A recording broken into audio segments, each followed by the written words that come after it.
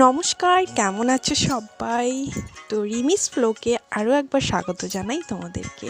তো আশা করি তোমরা সবাই ভালো আছো। আর এই দেখো বন্ধুরা, আজকে নতুন কিছু একটা শেয়ার করব তোমাদের সাথে, মানে আমার কষ্টের কিছু জীবন কাহিনী। তো এই টাকাগুলো আমি অনেক অনেক কষ্ট করে বাঁচিয়ে রেখেছি বেটুর এই ভারে। তো এই টাকাটা আমি কাজে লাগানোর জন্যই কিছু একটা করতেছি।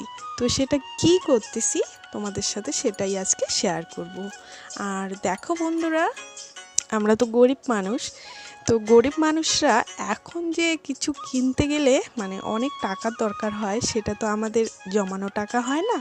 তাই আমরা যদি কিছু শখের জিনিস কিনি, তবে একটু একটু করে পয়সা জমিয়ে তারপরেই কেনা হয় আমাদের মতো হাউসওয়াইফদের। তো কার না শখ থাকে বলো? সবারই শখ থাকে। আমারও শখ স্বপ্ন সব আছে, কিন্তু কি করব, মানে পূরণ করার কোনো উপায় নেই। তো এটাই আমার মানে একমাত্র পথ ছিল, কিছু কিছু করে জমিয়ে রেখেছি। তো দেখো, আর এখানে বেশি কিছু টাকা হয়নি, যতটুকুই হয়েছে মানে আমি যে জিনিসটা বানাতে চাচ্ছি, মানে কিনতে চাচ্ছি, আমার স্বপ্ন পূরণ করতে চাচ্ছি, তো তা দিয়ে হয়েই যাবে। তো সেটা কি, অবশ্যই দেখার জন্য তোমরা আগ্রহী।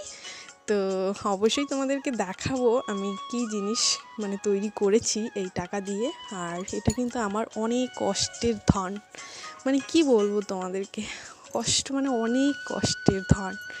তো এটা আমি না, এই পয়সাটা আমি বেটুর জন্যই রেখেছি আমার, যে আমার বেটু যদি কখনো কিছু খেতে চায়, কেননা আমাদের মতো হাউসওয়াইফদের হাতে সব সময় তো টাকা থাকে না।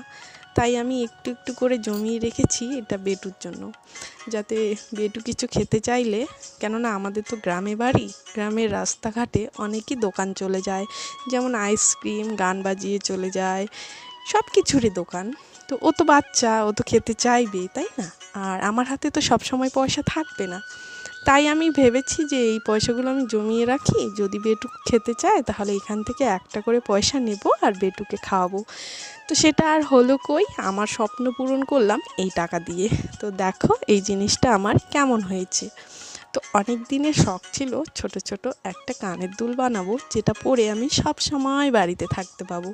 কেননা সব সময় মানে এমনি, যেহেতু আমি এও, তো এওরা কখনো মানে খালি কানে খালি গলার থাকে না।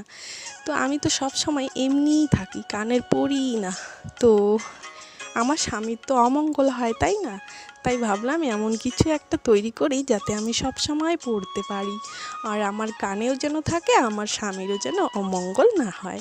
তো এই জিনিসটা আমি তৈরি করেছি। আর কেমন হয়েছে অবশ্যই কমেন্ট করে জানিও। তো এই এই ডিজাইনটা আমি ইউটিউব থেকেই নিয়েছিলাম, আর ওখান থেকে স্ক্রিনশট নিয়ে আমাদের এখানে গ্রামের যে মানে সোনার যে কারিগর থাকে তাকে দিয়েছিলাম। তো ও এইভাবেই তৈরি করে দিয়েছিল। তো আমার খুবই পছন্দ হয়েছে জিনিসটা, আর যেন আমি এটা পরেই সবসময় থাকতে পারি। তো এটা আমার অনেক কষ্টের ধন, কি বলবো তোমাদেরকে। তো তোমরা সবাই ভালো থেকো, সুস্থ থেকো।